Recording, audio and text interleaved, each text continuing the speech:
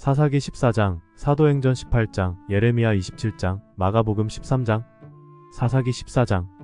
어느 날 삼손은 딥나로 내려가 거기서 어떤 블레셋 처녀를 보고 돌아와서 자기 부모에게 그 처녀와 결혼하고 싶다고 하였다. 그러자 그의 부모는 내 친척이나 동족 가운데 여자가 없어서 내가 이방 민족인 블레셋 사람과 결혼하려고 하느냐? 하고 완강하게 반대하였다. 그러나 삼손은 아버지에게 나를 위해 그 여자를 데려오십시오. 그녀는 내 마음에 꼭 드는 여자입니다. 하고 말하였다. 그의 부모는 이것이 여호와께서 계획하신 일인 줄을 알지 못하였다.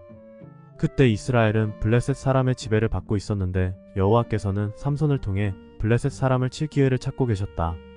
삼손이 자기 부모와 함께 딥나로 내려가던 중 딥나의 포도원에 이르렀을 때 갑자기 젊은 사자 한 마리가 그를 보고 으르렁거리며 달려나왔다. 그 순간 여호와의 성령께서 그에게 힘을 주심으로 그는 마치 염소 새끼를 찢듯이 맨손으로 그 사자를 찢어버렸다. 그러나 그는 그 일을 자기 부모에게 말하지 않았다. 그러고서 그가 딥나로 내려가서 그 여자를 만나 이야기를 해보니 그녀가 더욱 좋아졌다. 얼마 후에 삼손이 그 여자와 결혼하려고 다시 딥나로 내려가다가 길을 벗어나 그 사자의 사체가 있는 곳으로 가보았다. 그런데 이상하게도 죽은 그 사자의 몸에는 벌떼가 모여 있었고 약간의 꿀이 있었다.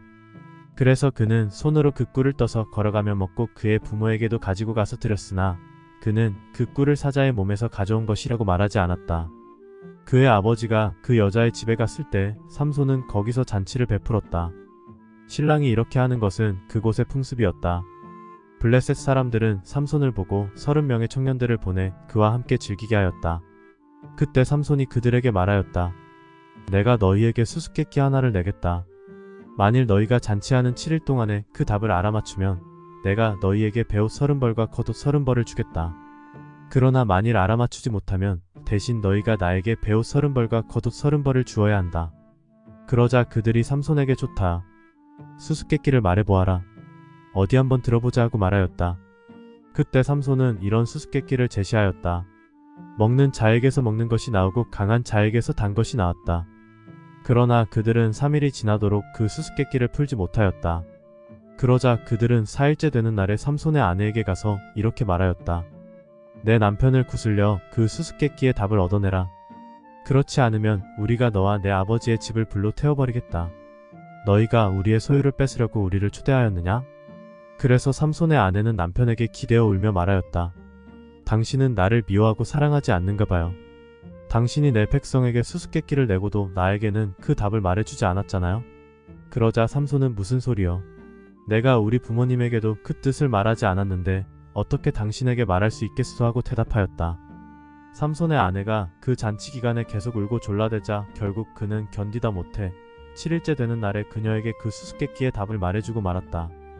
그래서 삼손의 아내는 그 수수께끼의 답을 자기 백성들에게 가르쳐 주었다. 7일째 되는 날에 치기 전에 그곳 사람들이 삼손에게 말하였다. 무엇이 꿀보다 달겠으며 무엇이 사자보다 강하겠는가? 그러자 삼손이 그들에게 대답하였다. 너희가 내 암소로 밭을 갈지 않았더라면 내 수수께끼를 풀지 못했으리라. 그때 여호와의 성령께서 삼손에게 힘을 주심으로 삼손은 아스글론으로 내려가서 그곳 주민 30명을 죽이고 그들의 옷을 벗겨와 수수께끼를 푼 사람들에게 주었다. 그러고서 삼손은 화가 머리 끝까지 치밀어 올라 자기 집으로 돌아가 버렸다. 그리고 삼손의 아내는 그의 결혼식에 참석했던 제일 친한 친구에게 주어졌다. 사도행전 18장. 그 후 바울은 아테네를 떠나 고린도로 갔다.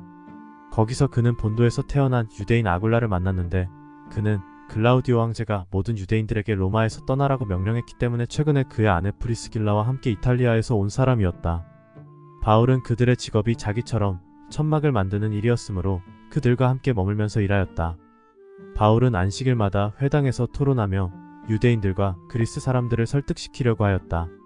실라와 디모데가 마케도니아에서 내려와 바울은 말씀 전하는 일에만 힘쓰며 유대인들에게 예수님이 그리스도이심을 증거하였다. 그러나 그들이 반대하고 욕설을 퍼붓자 바울은 옷에 먼지를 떨며 이렇게 말하였다. 당신들이 멸망을 당해도 그것은 당신들이 책임을 져야 할 일이며 나에게는 아무 잘못이 없소. 이제부터 나는 이방인에게로 가겠소. 그러고서 그는 그들을 떠나 하나님을 섬기는 디도 유스도라는 이방인의 집으로 갔는데 그의 집은 회당 바로 옆에 있었다. 회당장 그리스보가 자기의 온 집안 식구와 함께 주님을 믿었고 바울의 설교를 들은 다른 많은 고린도 사람들도 믿고 세례를 받았다. 주님께서 어느 날 밤 환상 중에 바울에게 이렇게 말씀하셨다. 너는 두려워하지 말고 계속 말하라. 침묵을 지키지 말아라. 내가 너와 함께 있으니 아무도 너를 해치지 못할 것이다. 이 도시에는 내 백성이 많이 있다. 바울은 거기서 1년 6개월 동안 머물면서 그들에게 하나님의 말씀을 가르쳤다. 갈리오가 아가야 총독으로 있을 때 유대인들이 일제히 들고 일어나 바울을 잡아서 법정으로 끌고 가. 이 사람이 율법에 어긋나게 하나님을 섬기라고 사람들을 설득하고 있습니다. 하고 고발하였다. 바울이 변명하려고 하자 갈리오가 유대인들에게 이렇게 말하였다. 만일 이것이 불미스러운 일이나 흉악한 범죄와 관련된 것이라면 내가 당신들의 말을 들어주어야겠지만 그렇지 않고 이것이 말과 명칭과 당신들의 율법에 관한 것이라면 당신들이 스스로 해결하시오. 나는 그런 일에 재판관이 되고 싶지 않소.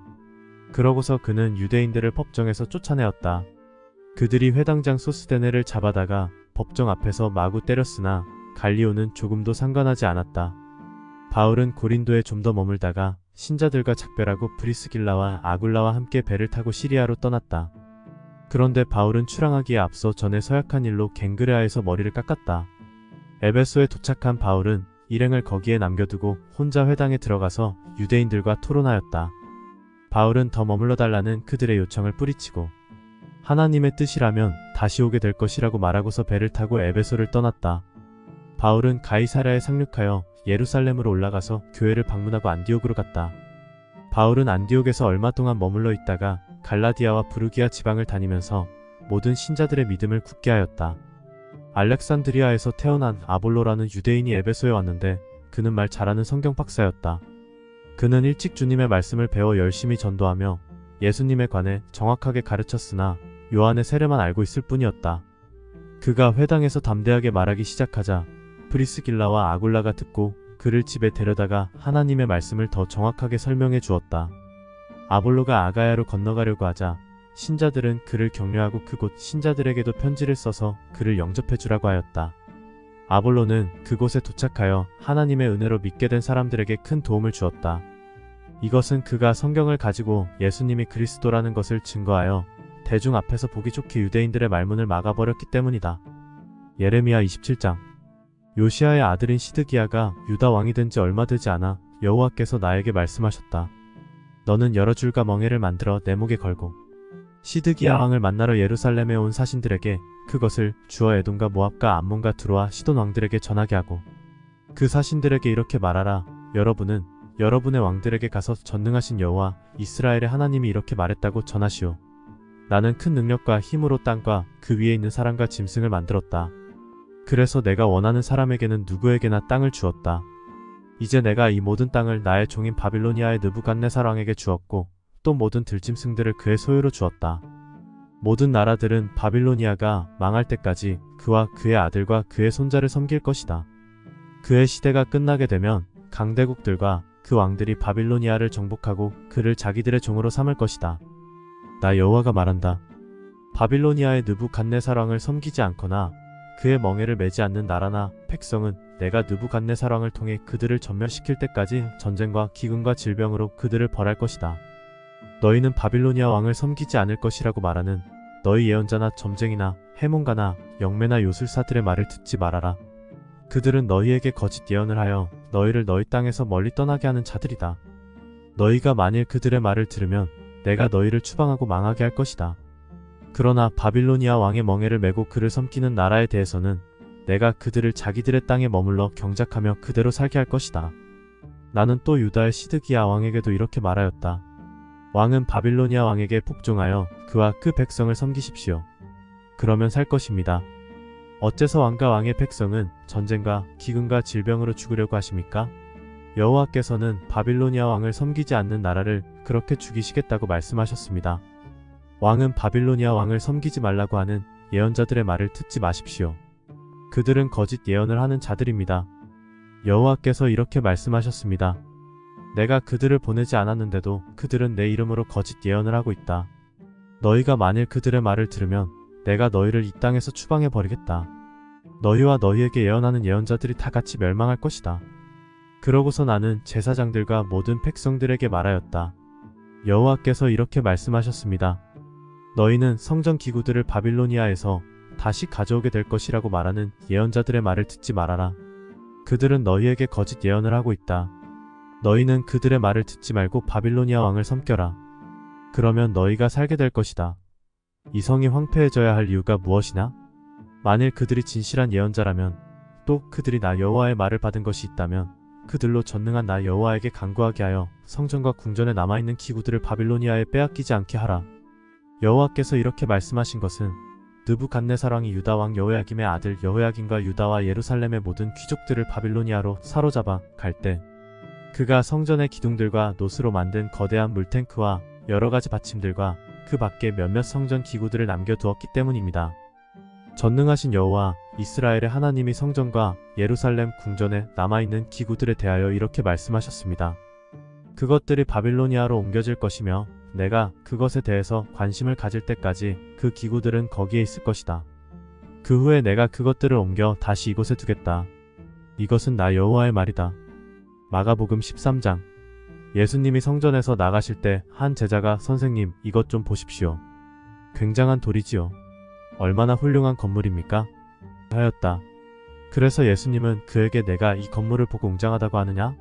그러나 돌 하나도 제대로 얹혀있지 않고 다 무너져 내릴 것이다 하고 말씀하셨다. 예수님이 감람산에서 성전을 마주보고 앉아 계실 때 베드로와 야고보와 요한과 안드레가 조용히 와서 물었다.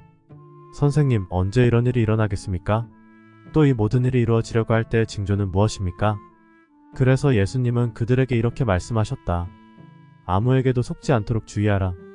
많은 사람들이 내 이름으로 와서 내가 그리스도이다 하고 말하며 많은 사람을 속일 것이다. 또 난리와 전쟁 소문을 들어도 두려워하지 말아라. 그런 일이 반드시 일어나야 하지만 끝은 아직 아니다. 민족과 민족이, 나라와 나라가 서로 맞서 싸울 것이며 곳곳에 지진과 기근이 있을 것이다.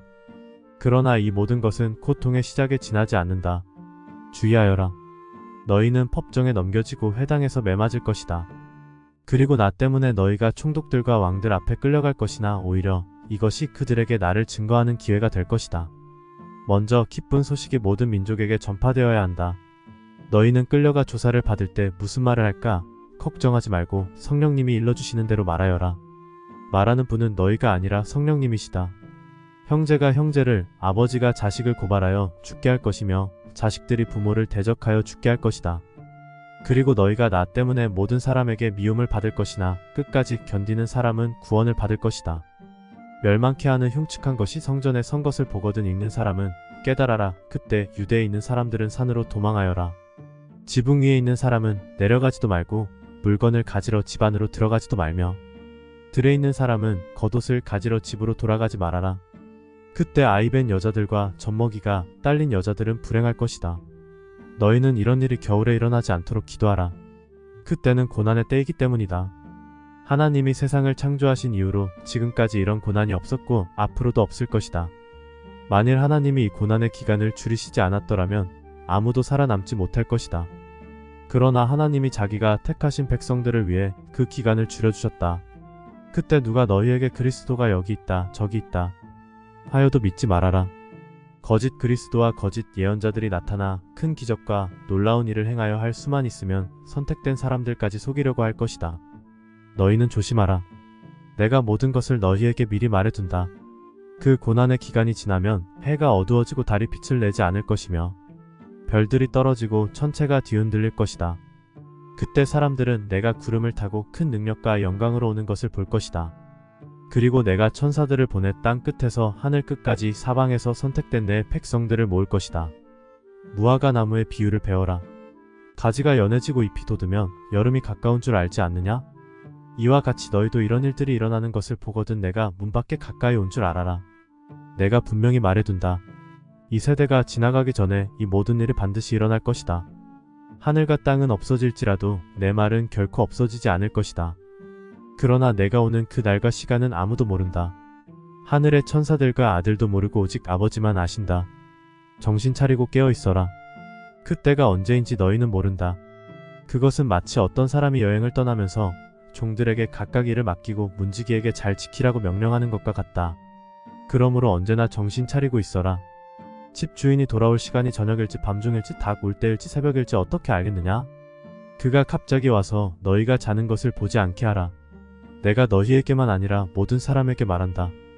깨어 있어라.